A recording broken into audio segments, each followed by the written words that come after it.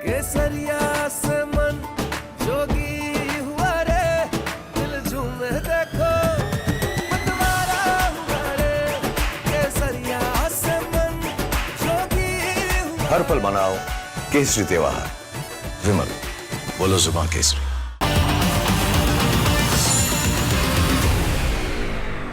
नमस्कार, स्वागत है आपका रिपब्लिक भारत पर। मैं हूं आपके साथ अनामिका सिंह काली और आप देख रहे हैं बिहार चुनाव पर हमारी ये खास पेशकश सीधे ग्राउंड जीरो से। बात करेंगे बिहार चुनाव के दूसरे चरण की, जिसको लेकर चुनावी प्रचार जो है वो तेज हो गया है। नेताओं की ओर से बयानबाजी कई कदम आगे निकल चुकी है। तमाम राजनीतिक दलों के महारथी मैदान में उतरकर एक दूसरे पर वार पलटवार कर रही हैं। इस बीच प्रधानमंत्री मोदी भी लगातार बिहार में सक्रिय हैं। आज भी पीएम मोदी ने कई इलाकों में जाकर चुनाव प्रचार किया है, साथ ही महागठबंधन पर जमकर हमला भी बोला है। पीएम मोदी की ओर से एक बार फिर से अपने पुराने आरोपों को आगे बढ़ाते हुए परिवारवाद और करप्शन को लेकर कई बड़े आरोप लगाए गए। साथ ही यहाँ पे आरजेडी और कांग्रेस को रंगदारी के मामले में आपसी भाईचारे वाला बताया। इतना ही नहीं, पीएम मोदी ने आरजेडी और कांग्रेस को बिहार में आम लोगों तक भी अपने साथ जोड़ा और ये कहा कि कई आम लोगों को भी, बच्चों को भी रंगदारी में अपराधी बनाया गया, सिर्फ और सिर्फ अपने स्वार्थ की वजह से। पीएम मोदी ने कैसे यहाँ पर हमला बोला है, दिखाते हैं आपको खास रिपोर्ट के जरिए।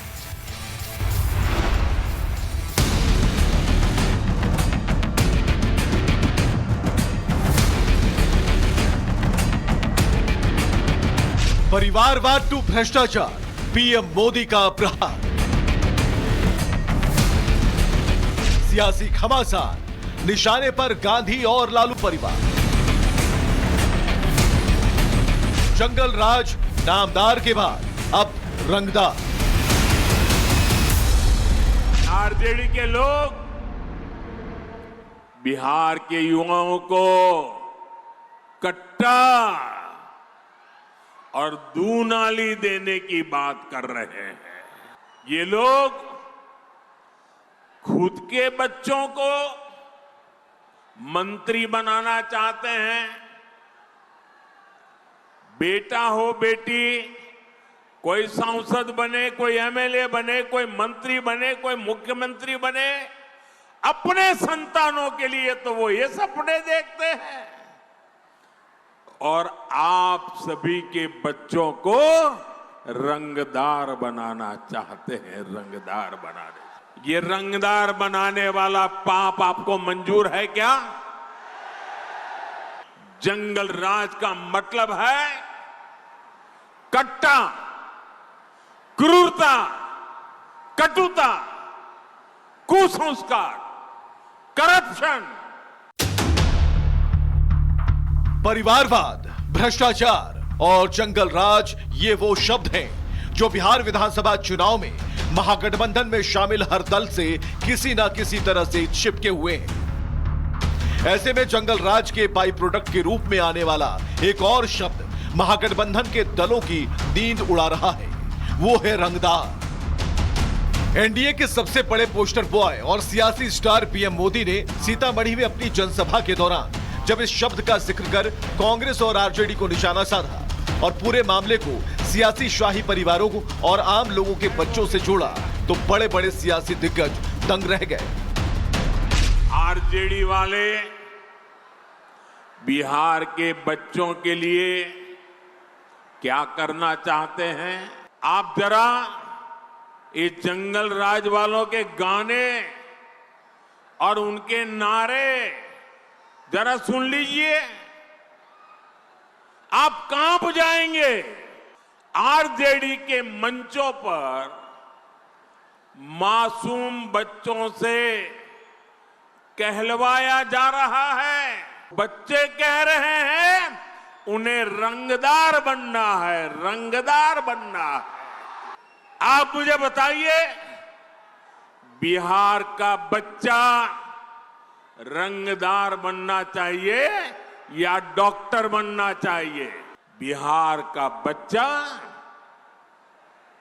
रंगदार नहीं बन सकता। अब हमारा बच्चा इंजीनियर बनेगा, डॉक्टर बनेगा, एडवोकेट बनेगा, अदालत में जज बनेगा। यहां फैशन है ना, कट्टा लेकर के आ जाते हैं, फिर बोलते हैं हैंड्स अप।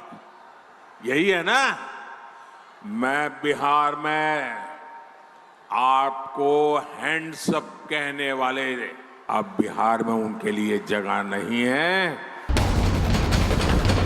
बिहार में चुनाव प्रचार के दौरान पीएम ने उस गाने का जिक्र भी किया जिसमें कट्टा, रंगदारी और अपराध की बात हो रही है। आरजेडी वालों का एक और गाना है और मैं तो देशवासियों को कहूंगा, देखिए ये बिहार में जमानत पर जो लोग हैं वो कैसे लोग हैं। उनका क्या गाना है? भैया के आबेदे सत्ता, भैया के आबेदे सत्ता, कट्टा सटा के उठा लेब घरवा से। भैया के आवे दे सत्ता रे, कट्टा सटा के उठा ले घरा से रे। 2014 के लोकसभा चुनावों से ही पीएम मोदी परिवारवाद को लेकर कांग्रेस, आरजेडी, सपा और दूसरी परिवार वाली पार्टियों पर हमला बोलते रहे हैं। पीएम मोदी अब परिवारवाद, भ्रष्टाचार के साथ साथ रंगदार का जिक्र कर पीएम ये बताने की कोशिश कर रहे हैं कि कैसे परिवारवादी पार्टियां अपने परिवार के बच्चों को आगे बढ़ाने के लिए दूसरों के बच्चों को बर्बाद करने या अपराधी बनाने से पीछे नहीं हट रही। जब मैं देश में एक चिंता हमेशा कहता हूं, परिवारवाद, जातिवाद भारत के लोकतंत्र को बहुत नुकसान कर रहा है। देश को, लोक राजनीति को हमें परिवारवाद और जातिवाद से मुक्ति दिलानी होगी। कि लालटेन और पंजे वाले कहते हैं परिवार का साथ, परिवार का विकास। हम कहते हैं सबका साथ, सबका विकास। इनकी राजनीति का कुल जमा निचोड़ यही है, अपने अपने परिवारों के हित के लिए ये देश के, बिहार के करोड़ों परिवारों का अहित करने से भी नहीं चूकते हैं। बिहार में अपनी रैली के दौरान पीएम ने परिवारवाद और रंगदार को लेकर कांग्रेस और आरजेडी की बखिया तो धेड़ दी। पूर्व पीएम राजीव गांधी के बयान का जिक्र किया और राहुल गांधी को नामदार बताकर तंज कसते हुए कांग्रेस और आरजेडी के प्रथम परिवारों पर जमकर हमला बोला।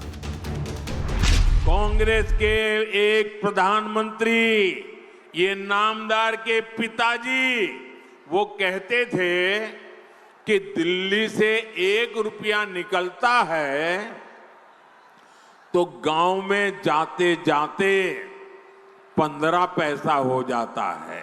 जरा बताओ ये कौन सा पंजा था जो 1 रुपये को घिसता घिसता घिसता 15 पैसे कर देता था? ये कौन सा पंजा था? अगर पटना से 1 रुपया निकलता है तो पूरे 100 पैसे आपके खाते में जमा होते।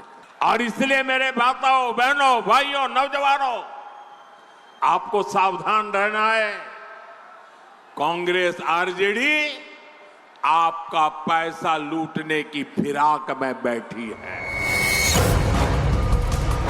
जंगल राज के साथ दूसरों के बच्चों को रंगदार बनाने की बात का जो सियासी तड़का मोदी ने लगाया, वो दूसरे चरण के रण में महागठबंधन के लिए बड़ा सिरदर्द बन सकता है, क्योंकि गृह मंत्री अमित शाह बार बार इस बात का जिक्र करते रहे हैं कि सोनिया और लालू सिर्फ अपने बेटों के लिए सोच रहे हैं। इन लोगों ने केवल और केवल अपने बेटे बेटियों के लिए काम किया। लालू जी अपने बेटे को मुख्यमंत्री बनाना चाहते हैं और सोनिया जी अपने बेटे को प्रधानमंत्री बनाना चाहते हैं। मगर मैं आज कटिहार की भूमि से लालू जी और सोनिया जी को कहना चाहता हूं, ना आपका बेटा मुख्यमंत्री बनेगा, ना सोनिया जी का बेटा प्रधानमंत्री बनेगा। आपके लिए कहीं वैकेंसी नहीं है। बिहार चुनाव में महागठबंधन पर वार के लिए पीएम मोदी ने एनडीए को बेशक एक और हथियार पकड़ा दिया, लेकिन उसकी जड़ परिवारवाद ही है। ऐसे में अब देखना होगा कि पीएम मोदी का नया शस्त्र महागठबंधन को कितना घाव दे पाता है। Bureau report, Republic Bharat.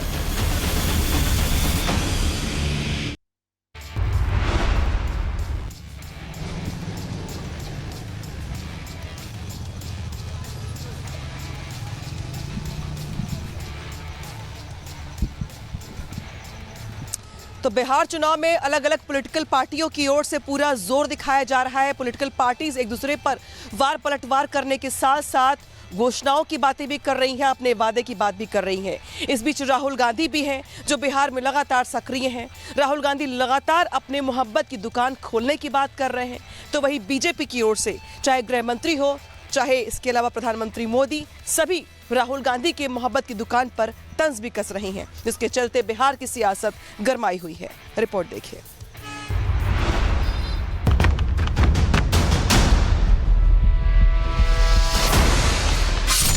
सियासी बाजार, मोहब्बत की दुकान,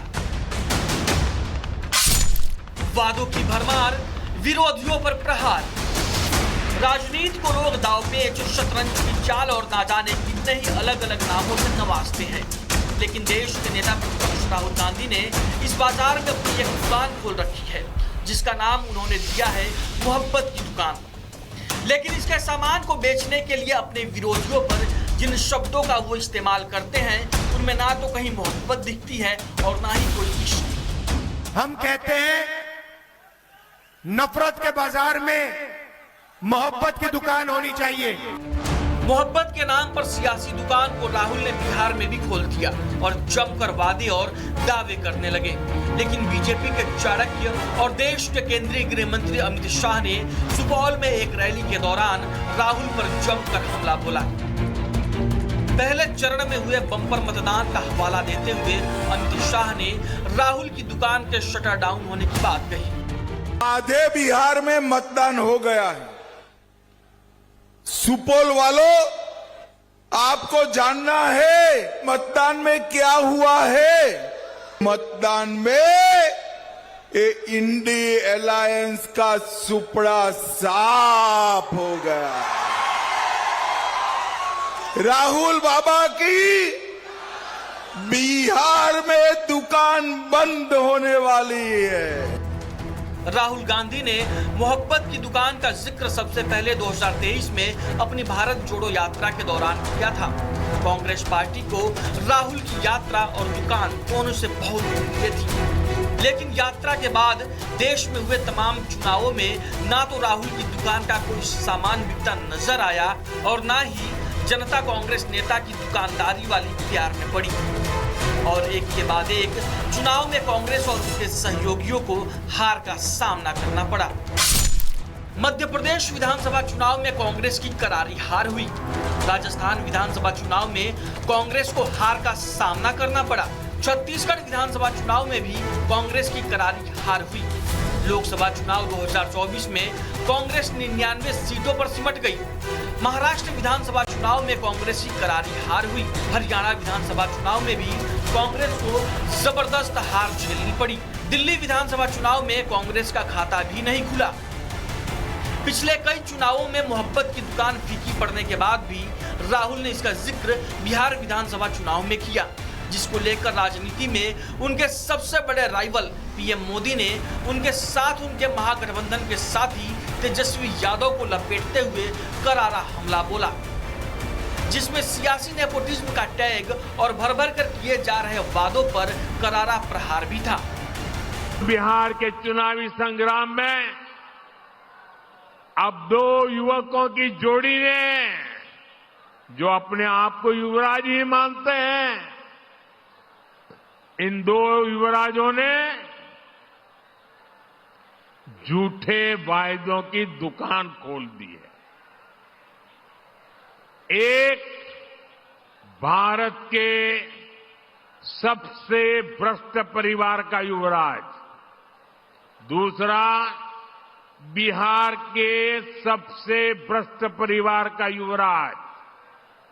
ये दोनों ही हजारों करोड़ के घोटाले में जमानत पर हैं। राहुल की मोहब्बत की दुकान को लेकर पीएम ने उनके बिहार वाले साथी को टैग करते हुए उन्हें निशाने पर लिया। लेकिन बिहार चुनाव के दौरान ही राहुल के यूपी वाले साथी के भी सियासी अरमान उड़ान भरने लगे हैं। हमारे यहाँ कहावत है 1 में 1 11 और 9 2 11। 11 तारीख के बाद भारतीय जनता पार्टी 9-2-11 बिहार से होने जा रही है। बिहार में सियासी घमासान जारी है। नतीजों के बाद अमित शाह राहुल की दुकान बंद होने के दावे कर रहे हैं, तो यूपी के युवराज बिहार के शहजादे के बाद 2027 में खुद की ताजपोशी की आस लगाए बैठे हैं। ऐसे में अब देखना होगा कि नतीजों के बाद राहुल की दुकान बंद होती है या आगे दूसरे राज्यों में भी इसकी ओपनिंग जारी रहती है। Bureau report, Republic Bharat.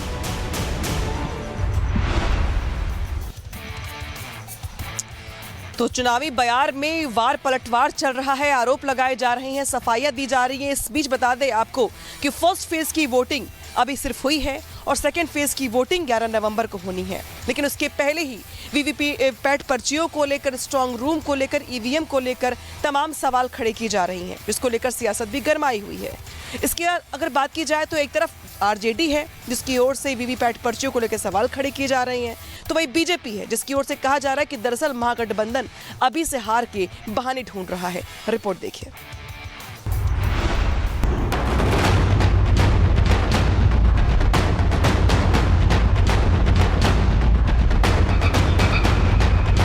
Bihar में दूसरे चरण के चुनाव से पहले एक नई तरह की सियासी तकरार शुरू हो गई है और इस तकरार के केंद्र में है ईवीएम, वीवीपैट और स्ट्रांग रूम। दो तस्वीरों से समझिए आखिर क्यों इतना हल्ला मचा है। हाजीपुर में तनाव स्ट्रांग रूम की सुरक्षा को लेकर है। आरजेडी का आरोप है कि हाजीपुर के स्ट्रांग रूम का सीसीटीवी बंद है और समस्तीपुर में हल्ला वीवीपैट की पर्चियों को लेकर है। वीवीपैट की पर्चियां सड़क पर खुली हुई मिली तो सियासी पारा हाई हो गया। असल में समस्तीपुर को लेकर तेजस्वी की पार्टी आरजेडी ने बड़ा आरोप लगाया। बिहार चुनाव पर आरजेडी का दूसरा बड़ा आरोप, समस्तीपुर में सड़क पर मिली वीवीपैट पर्चियां आरजेडी, ईवीएम की वीवीपैट पर्चियां फेंकी गई आरजेडी। किसके इशारे पर वीवीपैट पर्चियां फेंकी गई आरजेडी? समस्तीपुर के स्ट्रांग रूम के सीसीटीवी को लेकर भी आरजेडी ने सवाल उठाए हैं। आरजेडी का आरोप है कि समस्तीपुर की मोहिउद्दीन नगर विधानसभा के स्ट्रांग रूम में कुछ संदिग्ध दिखे हैं। यही नहीं, आरजेडी का आरोप है कि समस्तीपुर के स्ट्रांग रूम में आधे घंटे तक सीसीटीवी कैमरा बंद रहा। समस्तीपुर में जब सियासी बवाल बढ़ा तो चुनाव आयोग भी एक्शन में आया। वीवीपैट की पर्चियां मिलने के मामले में डीएम और पुलिस की टीम मौके पर पहुंची, पड़ताल हुई और भी कार्रवाई भी। वीवीपैट केस में एक्शन, समस्तीपुर के एआरओ सस्पेंड किए गए। लापरवाही के आरोप में एआरओ पर कार्रवाई। एआरओ के अलावा एक और अधिकारी पर काजगिरी।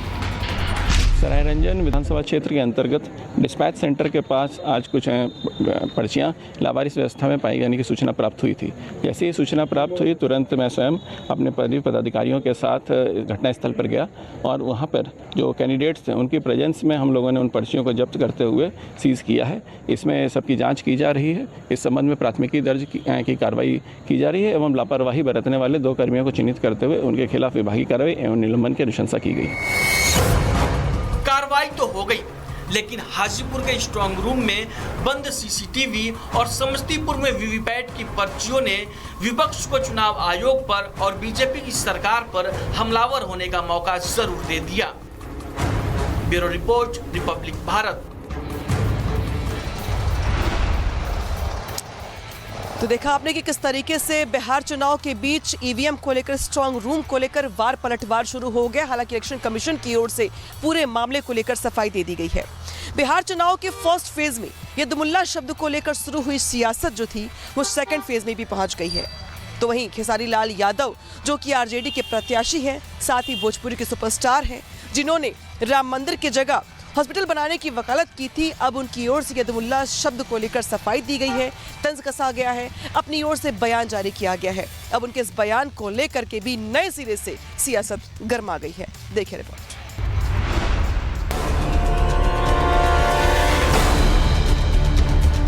आई एम यदुमुल्ला, मुझे कोई फर्क नहीं पड़ता। आरजेडी के लोग राम मंदिर की रथ यात्रा रोक देते हैं। इनका पार्टनर समाजवादी पार्टी उधर राम भक्तों पर गोली चलाने का दुस्साहस करती है।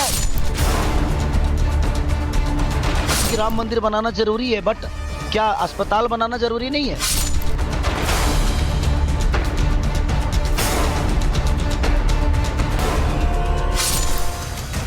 बिहार की चुनावी हांडी में धार्मिकता का तड़का ना लगे, ऐसा हो नहीं सकता। हिंदू मुसलमान के बीच तुष्टीकरण पॉलिटिक्स ही बिहार की सियासत का सबसे बड़ा सच मानी जाती है। यही कारण है कि बिहार का 50% से ज्यादा चुनाव यादव, मुस्लिम, मल्लाह, सनातन, राम मंदिर जैसे कीवर्ड के इर्द गिर्द घूमकर खत्म हो चुका है। बिहार अब सेकेंड फेज में है, लेकिन आरजेडी के स्टार प्रचारक खेसारी लाल MY यानी मुस्लिम यादव समीकरण को ही बिहार में जीत का मंत्र मान चुके हैं। शायद इसलिए ही खेसारी सीना चौड़ा कर कह रहे हैं, I am यदुमुल्ला।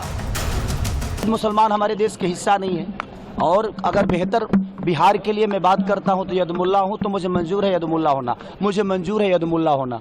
मुझे कोई फर्क नहीं पड़ता कि मैं यदुमुल्ला हूं कि मैं क्या हूं। यदुमुल्ला कह रहे हैं तो I am यदुमुल्ला, मुझे कोई फर्क नहीं पड़ता। यदुमुल्ला यानी यादव और मुस्लिम कॉम्बिनेशन। बिहार में यदुमुल्ला पॉलिटिक्स की शुरुआत खेसारी लाल यादव के राम मंदिर पर दिए गए बयान से शुरू हुई थी।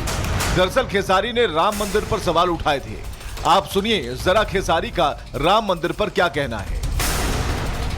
राम मंदिर बनाना जरूरी है, बट क्या अस्पताल बनाना जरूरी नहीं है? रोजी रोजगार जरूरी नहीं है? शिक्षा जरूरी नहीं है? मैं ये कह रहा हूं कि आप बनाइए, दुनिया में सारे हर जगह मंदिर बना दीजिए, लेकिन मंदिर से हमारे बच्चों का भविष्य तय हो जाएगा। खेसारी लाल यादव ने राम मंदिर की जगह अस्पताल बनाने की बात कही तो हंगामा हो गया। भोजपुरी स्टार खेसारी के खिलाफ दूसरे भोजपुरी स्टार्स ने ही मोर्चा खोल दिया। दिनेश लाल यादव उर्फ निरहुआ ने उन्हें यदुमुल्ला बता डाला। 500 साल जिस मंदिर के लिए हिंदू लड़ते रहे, अपने जान की बाजी लगाए, कुर्बानी दिए, और कोर्ट के आदेश आने के बाद जब वहाँ भव्य राम मंदिर बना है तो आप बकवास करते हैं कि वहाँ मंदिर के जगह हॉस्पिटल बनना चाहिए। तो ऐसे आदमी को यदुमुल्ला ही कहा जा सकता है, अब ये यादव नहीं हो सकता है। खेसारी कल तक तो मंदिर मंदिर ही करते थे, पता नहीं कौन सी वो पढ़ाई है जो महागठबंधन में जाते ही राम मंदिर के विरोधी हो गए। उनके कई गाने हैं उसके पक्ष में। आज खेसारी का ये बयान कितना उसकी लोकप्रियता को चोट पहुंचाया। कहा जाता है आरजेडी हर चुनाव में यादव और मुस्लिम मतदाताओं को साध कर सत्ता के सिंहासन पर बैठने की कोशिश करती है, लेकिन मुस्लिम डिप्टी सीएम उम्मीदवार घोषित न करने से आरजेडी को इस बार पॉलिटिकल डेंट लगने के आसार नजर आ रहे हैं। ऐसे में सवाल है कि दूसरे फेज में यादव और मुस्लिम वोटों के पोलराइजेशन के लिए क्या तेजस्वी यादव ने अब खेसारी लाल यादव को आगे कर दिया है? क्या यदुमुल्ला पॉलिटिक्स से 122 सीटों पर माइलेज लेने की कोशिश की जा रही है? क्या राम मंदिर का विरोध करने से आरजेडी को एकमुश्त मुस्लिम वोट मिलने की उम्मीद है? अयोध्या में राम मंदिर बनना चाहिए था या नहीं बनना चाहिए था? पहले मुगलों ने अटकाया, फिर अंग्रेजों ने अटकाया, फिर कांग्रेसियों ने अटकाया, और फिर लालू प्रसाद ने अटकाया। 2019 में आपने मोदी जी को फिर से प्रधानमंत्री बनाया। 19 में राम मंदिर का भूमि पूजन किया, और 24 में प्राण प्रतिष्ठा कर जय श्री राम। जब भाजपा के लोग बजरंग दल और विश्व हिंदू परिषद के कार्यकर्ता नारा लगाते थे, राम लला हम आएंगे मंदिर वहीं, राम लला हम आएंगे मंदिर वहीं, तो ये कांग्रेस के लोग लाठी डंडा चलाते थे। आरजेडी राम मंदिर का रथ रोकती थी। इनका पार्टनर उत्तर प्रदेश के अंदर राम भक्तों पर गोली चलाता था, और तब भी राम भक्त कहता था लाठी गोली खाएंगे लेकिन मंदिर वहीं बनाएंगे। बिहार में मुस्लिमों की तादाद 17.7% है, वहीं यादव 14.26%। दोनों मिल जाएं तो करीब 32% वोट बैंक हो जाता है। और यही वोट बैंक बिहार की सियासत में हिंदू मुस्लिम वोटों के ध्रुवीकरण की सबसे बड़ी वजह मानी जा रही है। तो क्या यही कारण है कि राम मंदिर का विरोध करने वाले खेसारी खुद को यदमुल्ला कह रहे हैं? मुस्लिम वोटों की खातिर खेसारी ने राम मंदिर का विरोध किया, मंदिर की जगह अस्पताल बनाने की इच्छा जाहिर की। मतलब खेसारी मरीजों की चिंता करते हैं, ऐसा लगता तो नहीं। अगर खेसारी को लोगों के स्वास्थ्य की चिंता होती तो आज ये तस्वीर देखने को नहीं मिलती। दरअसल खेसारी बेतिया के नरकटियागंज में आरजेडी प्रत्याशी दीपक यादव के लिए रोड शो कर रहे थे और इस रोड शो में फंसी एक एम्बुलेंस के अंदर एक महिला प्रसव पीड़ा से करीब 45 मिनट तक चीखती रही। एम्बुलेंस भी सायरन बजा रही थी, लेकिन ना राम मंदिर का विरोध करने वाले खेसारी ने गर्भवती महिला की चीख सुनी, ना ही उनके समर्थकों ने। शायद इसी को कथनी और करनी का अंतर कहा जाता है। Bureau report, Republic Bharat.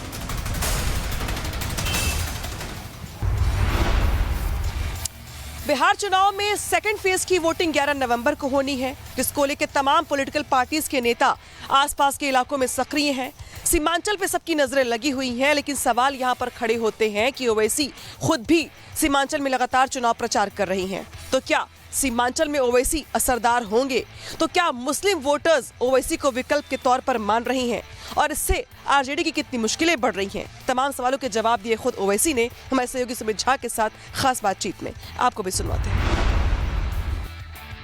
हमारे साथ इस वक्त मौजूद हैं एआईएमआईएम प्रमुख असदुद्दीन ओवैसी साहब। ओवैसी साहब, सीमांचल में अब चुनाव होना है, क्या आप मूड भाप रहे हैं सीमांचल में? हम तो पूरी कोशिश कर रहे हैं। हमको यकीन है कि इंशाल्लाह पहले से बेहतर नतीजा आएगा, पहले से ज़्यादा हमारे एमएलए मुंतखब होंगे इंशाल्लाह। सीमांचल में अमित शाह भी आए हैं पूर्णिया, उन्होंने कहा कि घुसपैठिया एक बड़ा मुद्दा है और हम बाहर करेंगे। अरे मुद्दा है तो गृह मंत्री आप हैं, प्रधानमंत्री मोदी है, नीतीश कुमार की 20 साल से सरकार यहाँ पर है, तो फिर घुसपैठी कैसा आ रहा है? यह तो आपका निकम्मापन है। और एसआईआर हुआ, क्या अमित शाह या बीजेपी ने 100 नाम दिए सीमांचल से घुसपैठियों के? नहीं दिया। ये सिर्फ सीमांचल की जनता को बदनाम करने के लिए, एक समुदाय जो मुसलमान है उनको बदनाम करने के लिए। सीमांचल में आपने कुछ काम नहीं किया, सब काम आपने पटना राजगीर में किया। यहाँ पर एम्स नहीं है, यहाँ पर आईआईएम नहीं है, सेंट्रल यूनिवर्सिटी नहीं है, यहाँ पर अस्पताल नहीं है, कुछ नहीं है। यहाँ पर बीमारी है, अविकसित बच्चे पैदा होते, मृत्यु दर ज़्यादा है, एनीमिक हैं बच्चे, इलिटरेसी ज़्यादा है, पानी में डूब के मरते हैं, बाढ़ में ज़मीनें कट जाती हैं, पुल नहीं बनता। और आप बोल रहे घुसपैठी आया, तो आप कुछ काम नहीं किए, तो इसको आप कम्युनल कलर देना चाहते हैं। एक बड़ी बात तेलंगाना सीएम रेवंत रेड्डी ने कहा कि मुसलमान मतलब कांग्रेस और कांग्रेस मतलब मुसलमान। अरे भाई, रेवंत रेड्डी तेलंगाना का चीफ मिनिस्टर है, जिम्मेदार आदमी है, वहाँ बाई इलेक्शन हो रहा है, अब हम क्या बोलेंगे? क्या मुसलमानों को रिझाने के लिए, अपने पक्ष में लाने के लिए कह दिया जाएगा, एक एजेंडा सेट किया जाता है कि मुसलमान मेरे पास ही रहेंगे? आप कह रहे हैं कि उनका वोट बैंक मत बनो। आप कह रहे हैं, सुनिए, नमक हराम किसने कहा बिहार में? किसको कहा? आप बोलिए ना प्लीज। नहीं बोलिए ना मेरे भाई। नहीं, नमक हराम बिहार में किसने कहा? नहीं, अरे भाई, नमक हराम तो बीजेपी के केंद्र के मंत्री ने बिहार के मुसलमानों को बोला नमक हराम। आप बताइए, केंद्र के मंत्री हैं, उनका जाती पैसा तो नहीं है, मगर वो बोले, उस पर आप लोग चुप्पी बनाए बैठे हैं। कुछ तो बोल देते हैं उसके ऊपर, आप बोल ही नहीं रहे। मुसलमानों को लेकर आप कह रहे हैं कि अब डिप्टी सीएम नहीं, सीएम, सीमांचल का बेटा सीएम बनेगा। दलित और मुस्लिम डिप्टी सीएम बनाने की बात कांग्रेस की तरफ से कही जाती है। सीएम सीमांचल का होगा, बुरी बात क्या है? होना चाहिए। पहले आपने डिप्टी सीएम की बात कही। नहीं, हम नहीं किए। हमारा मानना है कि डिप्टी सीएम संविधान में है ही नहीं कोई ऐसा पोस्ट, कोई पोस्ट ही नहीं है। वो तो छठी उंगली होगी हाथ पे, है ही नहीं पोस्ट कुछ ऐसा। तेजस्वी यादव ने चरमपंथी एक्सट्रीमिस्ट कहा था, आपने कहा भी कि स्पेलिंग लिखकर बताओ। ये चरमपंथी कहना, आपको लगता है कि वो परेशान हैं? अब कई बार वोट कटवा कहते हैं। बात सुनिए, कटिहार जाइए, कटिहार में अराजद का कैंडिडेट कौन है? अग्रवाल साहब। उनके पिताजी कौन है? बीजेपी के एमएलसी। उनकी माँ कौन है? बीजेपी की मेयर। और आप बीजेपी को रोकने का दावा करते हैं और हमको गाली देते हैं। फिर आप चले जाइए नरकटियागंज, वहाँ पर दीपक यादव कौन है, विश्व हिंदू परिषद का, तलवारें बांटने की तस्वीर नजर आएंगे, बकरी मुर्गा तो नहीं काटेगा वो। फिर आप चले जाइए गौराबोरम जो चुनाव हो चुका है, अफजल अली को टिकट देकर आप मुकेश साहनी, संतोष साहनी के वोट डालने के लिए चले गए। फिर खुर्रम 33,000 जीता, उसका टिकट काट के आपने 2 यादवों को टिकट दे दिया। तो इनके कितनी मिसालें, और हमको चरमपंथी कहना ये इनकी मानसिकता को बताता है कि यहाँ पर जिसके चेहरे पर टोपी दाढ़ी है सर पे वो चरमपंथी है। तो इनका जहर सामने आ गया। MY समीकरण को लेकर भी आपका भाषण मैंने सुना, कई बार आपने कहा ये मल्लाह यादव है, अब मुस्लिम यादव नहीं है। नहीं, मल्लाह 3.5% हैं। उनके नेता ने बड़ी जिम्मेदारी से कहा कि मल्लाह का बेटा उप मुख्यमंत्री होगा। तो 17% अल्पसंख्यक समाज मुसलमान है, उनको क्या लॉलीपॉप देंगे आप? ये हमारा सवाल है। 14% यादव में 36% टिकट देते हैं उनको आप। ये क्या है? ये सामाजिक न्याय है? बताइए आप। ये सवाल है हमारा। MY अब मुस्लिम यादव आप कह रहे हैं उसमें सेंध लग गई है, और ओवैसी साहब।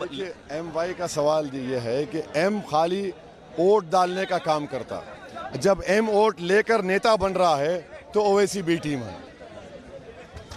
जब तक बंधुआ मजदूर थे बहुत अच्छे थे, जब हमने जंजीरें तोड़ दिए, कहा कि हम हिस्सेदारी और करेंगे, हम दरी नहीं बिछाएंगे, हम नेता बनेंगे और आज़ाद लीडरशिप को बनाएंगे सीमांचल के लिए, तो गाली दे रहे हैं। बी टीम की बात की, इमरान प्रतापगढ़ी का बयान आया कि भाई आप हेलीकॉप्टर पर उड़ते हैं और पेट्रोल कहाँ से आता है?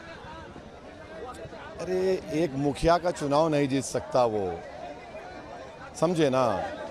हम 5 लोकसभा का इलेक्शन जीते, 2 विधानसभा का जीते। हम अपने वालिद साहब के 2 पार्लियामेंट के चुनाव के इलेक्शन एजेंट थे, तो उनको बोलते हैं कहाँ से आया, किधर से आया। तो फिर तुम्हारे नेताओं के पास इलेक्ट्रल बॉन्ड आया नहीं आया? बोलो, कितना इलेक्ट्रल बॉन्ड मिला तुम लोगों को? भाजपा को कितना मिला? वो भी तो सबके सामने है। बीजेपी को मिला, रीजनल पार्टीज को मिला, इनकी पार्टी को मिला। और आपको इतनी जलन क्यों हो रही है, इतनी हसद क्यों हो रही है, आपको तकलीफ क्यों हो रही है हमको ऐसा देखकर? आप ये समझ रहे हैं कि हम तरक्की ना करें? इंशाअल्लाह ताला सीमांचल का बच्चा एक दिन हेलीकॉप्टर कंपनी ओन करेगा, देखना आप। तो आपने ओवैसी को सुना जो सीमांचल के मुद्दे गिनवा रहे थे, सीमांचल के लोगों की समस्याएं बता रहे थे। आपको बता दें कि सीमांचल में 2nd फेज में वोटिंग होनी है और हर दल की ओर से सीमांचल के लोगों को लुभाने का, वोटरों को अपने पाले में करने का प्रयास किया जा रहा है। हालांकि माना यह जाता है कि दरअसल सीमांचल का जो इलाका था वो महागठबंधन का कभी गढ़ हुआ करता था, लेकिन इस बार सीमांचल के लोग राहुल गांधी से, तेजस्वी यादव से नाराज दिखाई दे रहे हैं और ओवैसी ये बात बखूबी जानते हैं। लिहाजा ओवैसी की ओर से सीमांचल के लोगों को अपने पाले में करने का प्रयास किया जा रहा है। लेकिन आखिर सीमांचल का समीकरण क्या कहता है और क्यों ओवैसी यहाँ पे अपनी पैठ बनाना चाहते हैं, दिखाते हैं आपको खास रिपोर्ट के जरिए।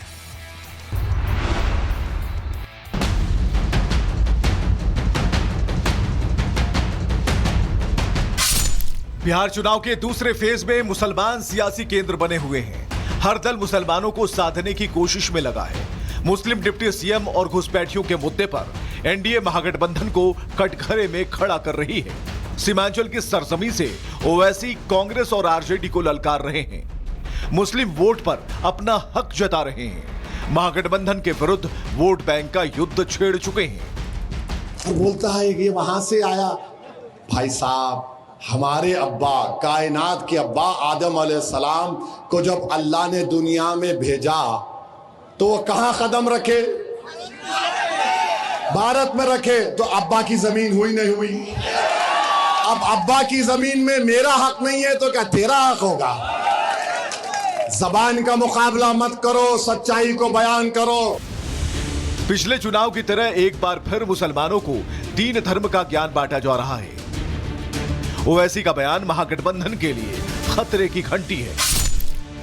ओवैसी को पता है कि बिहार में 17 से 18% मुस्लिम वोट है और यहां के मुस्लिम वोटर करीब 87 सीटों पर असर डालते हैं। बिहार में 51 सीटें ऐसी हैं जहां मुस्लिम आबादी 20 से 67% है।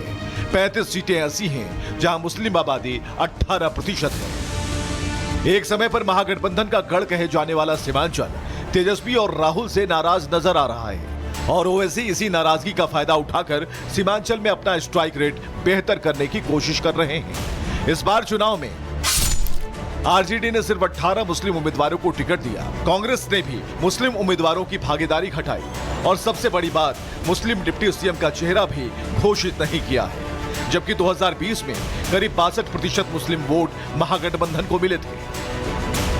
चुनाव में वो तो वोट डालिएगा? हाँ डालेंगे। क्या सोचकर? क्या? पतंग छाप। पतंग छाप। मुसलमानों का भला किसने किया है? वही ओवैसी। ओवैसी। लेकिन आप लोग आरजेडी कांग्रेस को पहले वोट देते रहे होंगे। हाँ हाँ। तो क्या आरजेडी कांग्रेस के ने इस्तेमाल किया मुसलमानों का? हाँ। ओवैसी जो है वो हमारे खिलाफ जो कोई बात होता है उसके खिलाफ में आवाज देता है, उठाता है, बोलता भी है हर बात को। बाकी लोग नहीं बोलते हैं तो देना तो उनको ही है ना। वोट कहाँ डालिए? बस इसी में, पतंग में। पतंग में ही? क्यों ओवैसी? यह अच्छा व्यक्ति है। आरजेडी कांग्रेस बोल रहा है मुसलमान हमारे हैं। वो मुसलमान इसकी मतलब नहीं है, ये हिंदू का भी है। ओवैसी जी बात सही बोल रहे हैं, जो बोल रहे हैं हम सब बोल रहे हैं। हाँ पब्लिक के लिए बोल रहे हैं, 4 आदमी के लिए। सही कह रहे हैं कि मुसलमानों को ठगा गया है। हाँ ठगा गया है। मुस्लिम डिप्टी सीएम का ऐलान न करके तेजस्वी फंसे हुए हैं और सीमांचल की जनता को मनाने की कोशिश में लगातार रैलियां कर रहे हैं। मुस्लिम वोटर्स को अपने पाले में लाने के लिए लगातार वक्फ बिल को कूड़ेदान में फेंकने की बात कर रहे हैं। बता देना चाहते हैं कि सरकार बनेगी तो वक्फ बोर्ड का कानून का जो बिल है उसको कूड़ेदान में तेजस्वी फेंकने का काम। 2020 के विधानसभा चुनाव में ओवैसी ने सीमांचल में महागठबंधन का बड़ा नुकसान किया था और करीब 20% वोट काट लिए थे। इस बार भी ओवैसी का पूरा फोकस मुस्लिम वोटर्स को रिझाने का है। सीमांचल की 24 सीटों में मुस्लिम वोटरों की संख्या 48% से ज्यादा है। सीमांचल के किशनगंज में 68%, कटिहार में 44%, अररिया में 43% और पूर्णिया में 39% मुस्लिम आबादी है। साल 2020 के विधानसभा चुनाव में 19 मुस्लिम विधायक चुने गए, जो विधायकों का 8% है। 2020 में असदुद्दीन ओवैसी की एआईएमआईएम के 5 विधायक जीते थे। इस बार ओवैसी ने अपने 23 मुस्लिम कैंडिडेट उतार दिए हैं। एक तरफ सीमांचल में तुष्टीकरण की राजनीति है, दूसरी तरफ एनडीए ने सीमांचल में घुसपैठियों के खिलाफ मोर्चा खोला हुआ है, जहां दूसरे चरण की फाइट मुस्लिम वोट बैंक पर शिफ्ट हो चुकी है।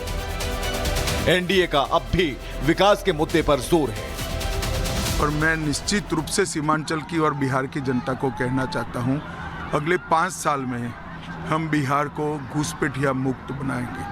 न केवल घुसपैठिए को निकाल बाहर करेंगे, इनके अवैध धंधे भी बंद कराएंगे।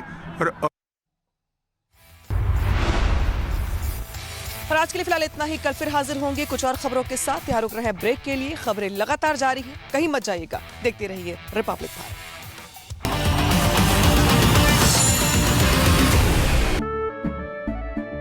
केसरिया से मन जोगी हुआ रे, दिल झूमे देखो मतवारा हुआ रे। केसरिया से मन जोगी हुआ। हर पल मनाओ केसरी त्योहार। विमल, बोलो जुबान केसरी।